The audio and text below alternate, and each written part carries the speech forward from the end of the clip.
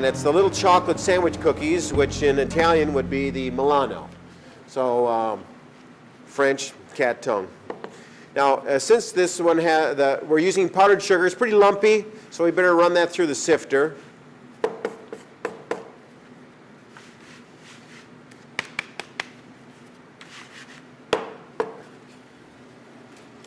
So as we do the creaming method here, there are several cookies in the packet that you can use with the creaming method. So I just want you to use the creaming method today, so you don't have to make these necessarily, but there's an oatmeal cookie, a chocolate chip cookie, a peanut butter cookie in the packet.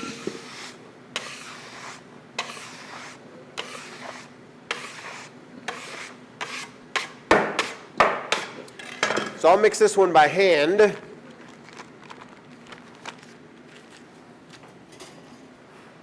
Little spatula action. The higher the speed, what are you whipping into this butter and sugar mixture? Air. And what does air do when it goes into the oven? It expands, and it would act as a leavening. And what if your cookie is over leavened? What happens to it? Spreads out flat. So one reason that maybe you can't make your mama's famous chocolate chip cookies that she used to make with a wooden spoon, maybe you got a mixer for your birthday, and so you turn the mixer on high speed and you think that's fun, you walk away and you put a bunch of air into the mixture, and the air is pretty much stuck in there, just like in chantilly cream or whipped butter, it's stuck in those fat cells. So just put your mixer on low speed, that's okay. So creaming means to mix fat and sugar together. How long do we mix that? Yeah, until you don't see any butter and you don't see any sugar.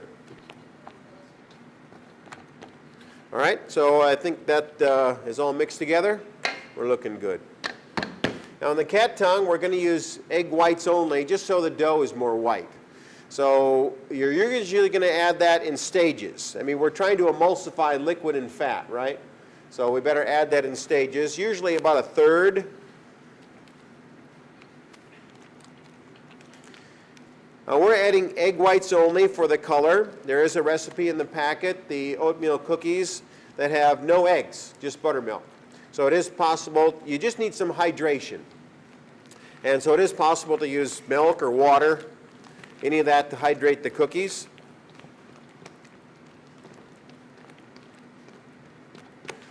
But whatever it is, you have to mix until you have emulsification. Ready for the next step?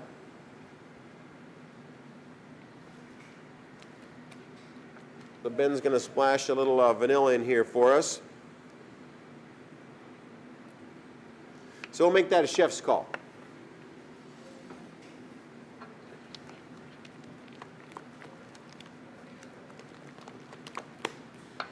Emulsified, last of the eggs, here we go. Now this, one thing about cookies, where are you going to use those in the culinary department? The what? Dessert section, of course. So in the dessert section, you usually get a giant oatmeal cookie like you get at the mall. No, you're going to get a smaller item, right? So usually for you guys, the cookies are going to be a complement of texture or flavor. So if you have a soft ice cream, you want to serve a crispy cookie with it. Contrast the texture. You might be more a banquet-style dessert where the cookies are going to be smaller. We'll call them petit four, a small cookie or a cake, and serving it with the last course or in a banquet-style sort of a thing. But when you're making them yourself, you can make them whatever size you want. Now you could order them all from Cisco, you could order them all from somewhere, but then you kind of get what you're given. So here the liquids are added then. We got some flour. What kind of flour are we going to use? Probably should use some pastry flour, a lower protein flour. If you're making them at home, what kind of flour would you use? All-purpose would work out just mighty fine.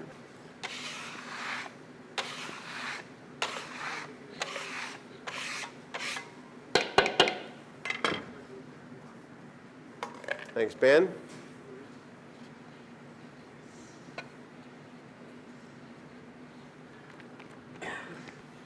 Now, as we look at this batter or dough, it's pretty soft, so I really can't touch it with my hands to shape it or portion it.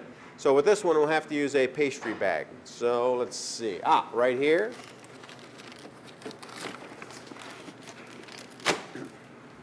this is pretty nice, very sanitary in that it's disposable. But even as those disposable, how much do they cost? How much? If you buy them by the case, they're 10 cents each. But of course, the case is $100. So it's initial outlay, but that's not too bad, 10 cents. And as you use them, you fold the cuff down over your hand. And it's loaded by one person, not two people. So you fold the cuff down with your hand, and then your hand is the way to scrape the batter off into the bag.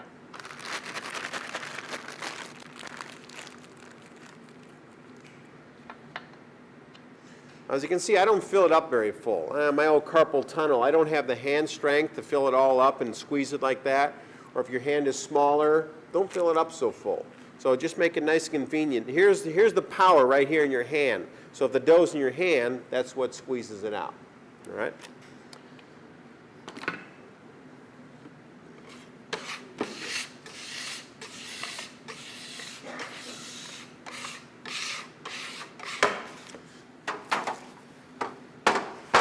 So as we get our pans out here, well, if I squirt this on here, that paper kind of slips and slides around. So we'll put a little dough glue on there. Keep that from slipping and sliding. So again, we want it's a smaller item. So let's squirt that out. And of course, as you've seen them, it's a flat cookie. So this is going to cook out at least twice as wide. So leave lots of room in there for expansion.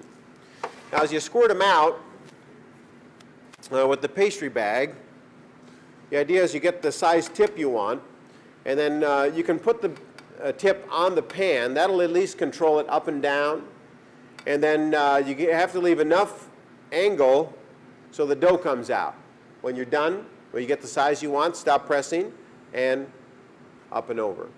So you can see if you don't hold the if you don't hold the bag at the right angle, you don't get the volume because the tip is too close to the pan. If you don't put the dough onto the pan and you try to leave, it doesn't as you can see, it doesn't release very well. So you have to stick the dough to the paper or the pan, and then off you go. As you get done with the cookie the amount you want, take off all the pressure, and then pull up and over the back so you get a nice cutoff with the tip, just like so. So you don't want to do this, okay? So, oop, that was a belch. Nice and smooth, stop pressing, up over the back that way. Okay? Let's go, let's go. So after you get one load out, be sure to squirt out all the stuff back into the bowl. Get my other cat tongues back in the hive here.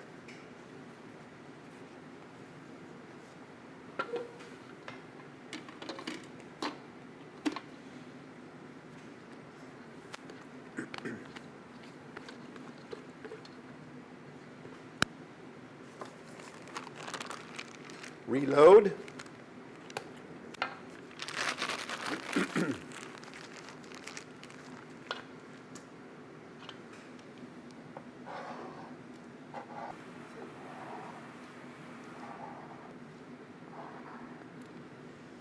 Okay, we'll turn that over to Ben. Put that in the oven. Thank you, Ben.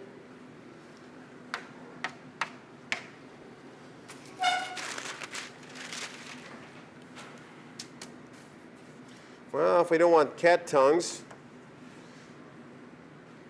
it doesn't have to be long. They can be round. If you wanted a little garnish in there to change things up a little bit, you could use a sprinkle. Now, if you start putting liquids in here as a garnish, then you're going to change, the cookie's going to change. So you just have to be careful what kind of garnish you're using. Since we want to squirt this out of a bag, the garnish can't be too big.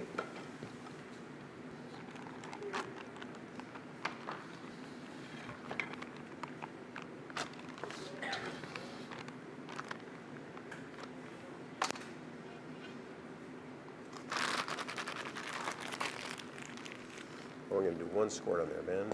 Belch it. Thank you.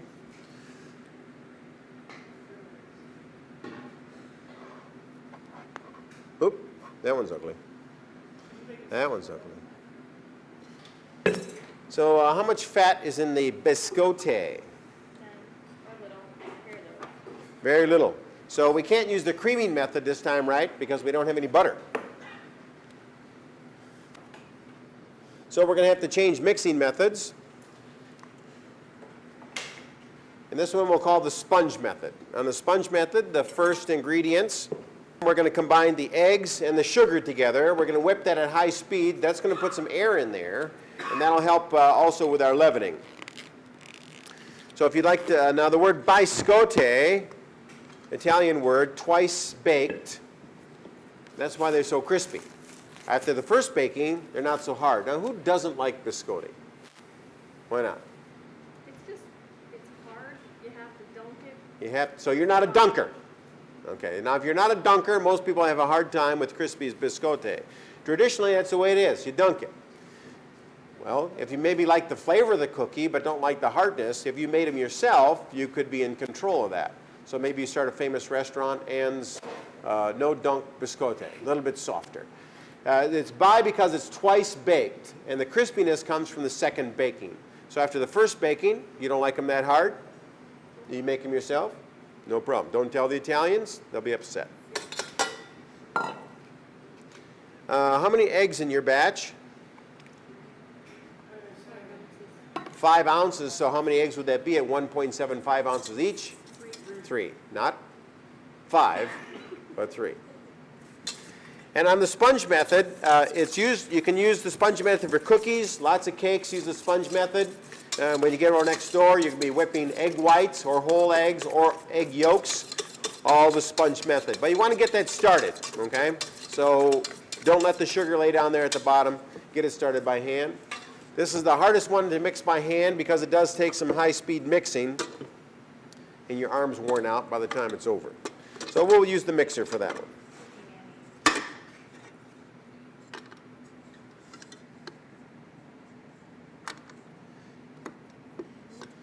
Let's see. So I'm going to use 3rd speed on this one, so here we go. Takes about 4 minutes to come to what's called a ribbon stage or a hollandaise look. So while that's going on, I'll get my flour sifted. Biscotti, twice baked. Oop. Sift, sift.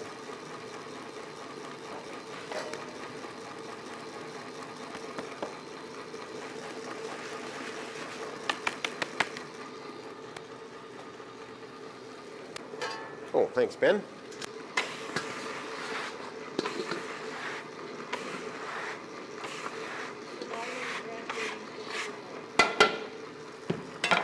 Looks like it's sloppy. So how many minutes has that been?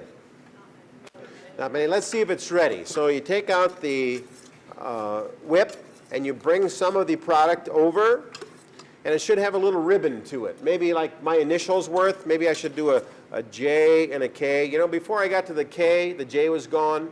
So it's not quite thick enough yet. So I'll put that on for another minute or so.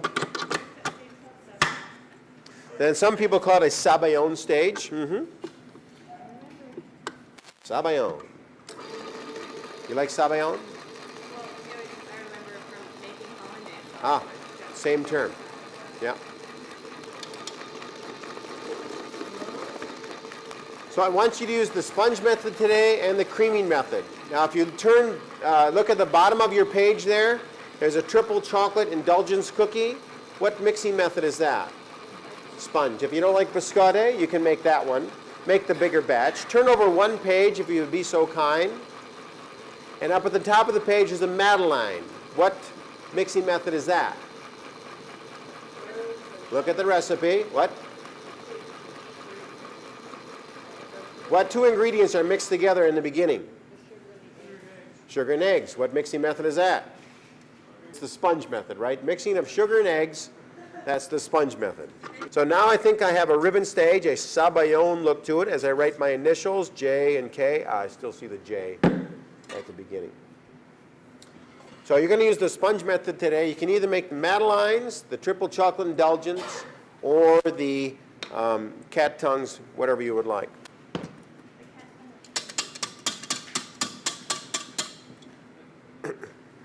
Now for the garnish, on most all these cookies, the garnish is going to be optional. So if there's a chocolate chip cookie, you could put in some chocolate chips and some pecans. You can put in white chocolate chips, dark chocolate chips, whatever you want.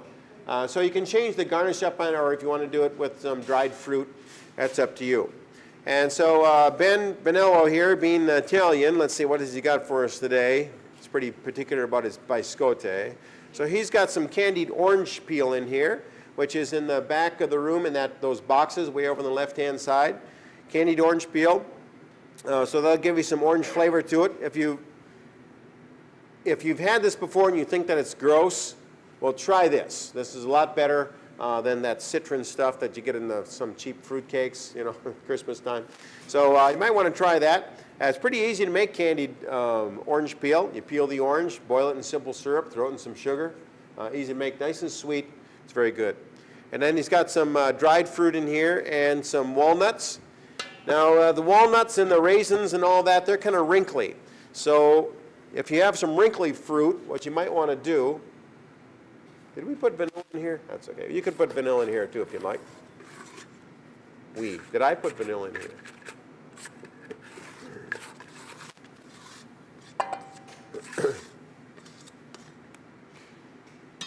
So the wrinkly fruit, if you don't like it the way the flour gets stuck in all the wrinkles, then pour that on top of the liquid, and that'll help hold that together. Now with this small of a batch, I would suggest the dough gets real stiff. If you leave it on this mixer, it overloads the mixer. And if we did put it on the mixer, what mixer attachment would we have to switch to get the flour in there? So you'd want to switch to the paddle. So like on your triple chocolate indulgence cookies, that's a big batch. You mix it on the 20-quart mixer, switch to the paddle when you get to this stage right here. Okay, until it's hydrated. So the first baking on the biscotti is going to be in a log form. So out we go.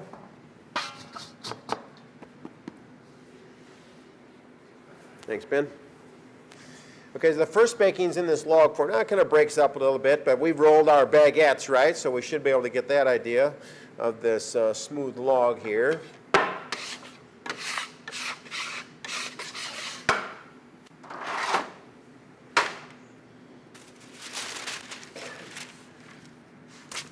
Now with this particular batch size,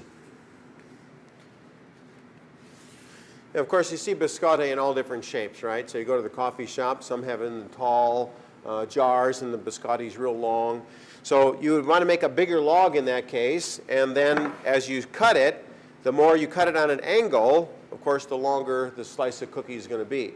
And so you see sometimes they're cut real, you can tell by the crust, by the outside, they're at a big angle. If you took this log and cut it in half and still rolled it out the same length of the pan, and then cut it more at a 90-degree angle, of course the cookies would get smaller.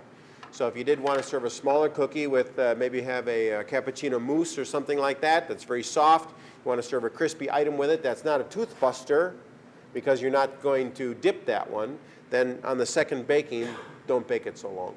They usually need well, you might like it after the first baking, I don't know. And so try it after it bakes one time, then you let it cool, slice it, try it, see if it's the way you like it, and then back in the oven for a retoasting. Biscotti, twice baked. Questions on that?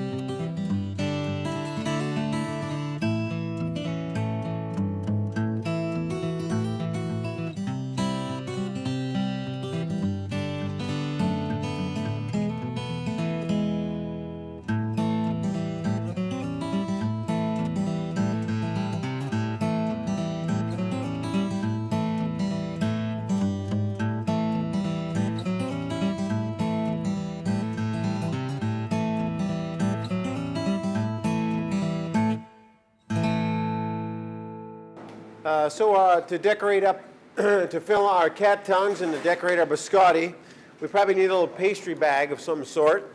So you take a piece of parchment paper. I cut this one with a knife. You can just put it on the table and give it a slice. About as many people that do this, there's different ways of twirling the bag around. The big thing to remember is that the point of the bag goes right there. Not here, but over there. About the easiest way to see it, if you just give that a one turn like so. You see now the tip of the cone is right there at that pencil mark. And then if you kind of hold on there and just twirl it up.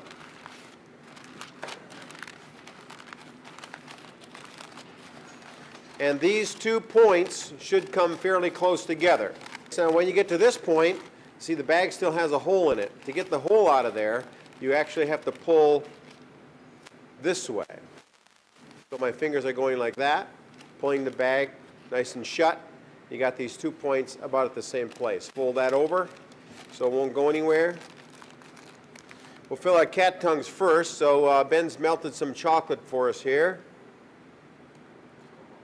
Now if you have, like I do, you always want to overfill the bag. So not more than half full. In fact, I probably overfilled that one, like my usual scene. And then turn the bag over, not just an open bag, but you got to roll the bag over. Get your cookies, turn half of them upside down. That one's kind of crooked. And then to fill the cat tongue, well, you want a little bit bigger hole because we want to put more, we're just going to squirt the chocolate out, nothing fancy.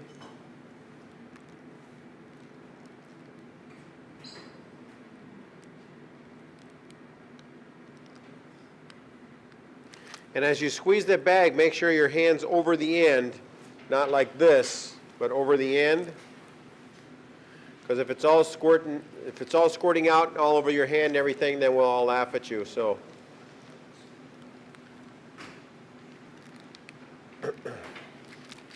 something like that. If you put the top on now, the chocolate's so soft, you see it just slides off to the side. So let that set up just a little bit. I've got some here that I just have had under there for about 5 minutes or so. Let's see if that's set up enough. That might be in the ballpark. Not too much pressure. The chocolate's so soft, if we put too much pressure on it, and it comes squirting out the sides. So, all right. Now, for those to set up, the refrigerator is not the best because they get so cold. Then the cookie picks up moisture, and the chocolate picks up moisture. So you just have to be a little bit patient. Let them set up at room temperature. Okay, along the shop.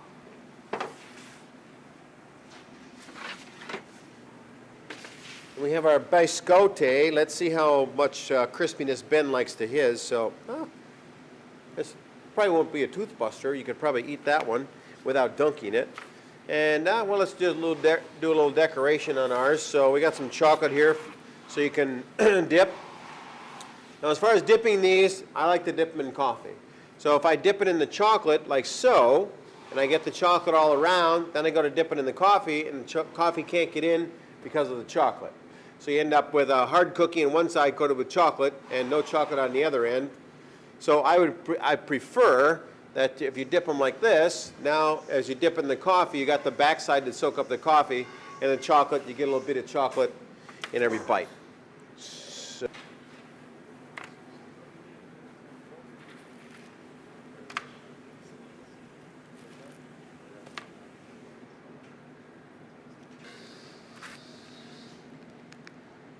we could squirt a few lines on there, like yay.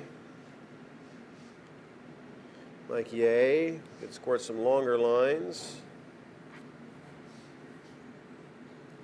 We could squirt some curly Q lines. We could squirt some little dots.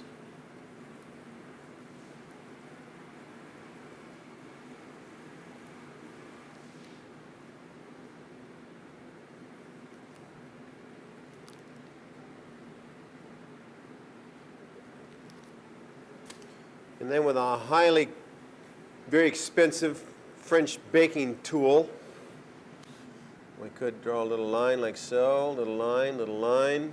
A little of this goes a long way. If you start putting too many lines on, you lose the effect. A little back and forth action could be fun.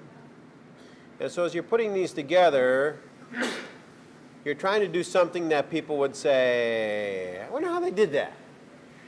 If you just take the white and just throw it all over the top, they would say, well, my 10-year-old could do that. So you're trying to have a little bit of class with it. If you do little dots here and drag the skewer through, you should end up with some hearts. Like so. So as you slice and rebake your biscotti, then it has to be cool before the chocolate goes on.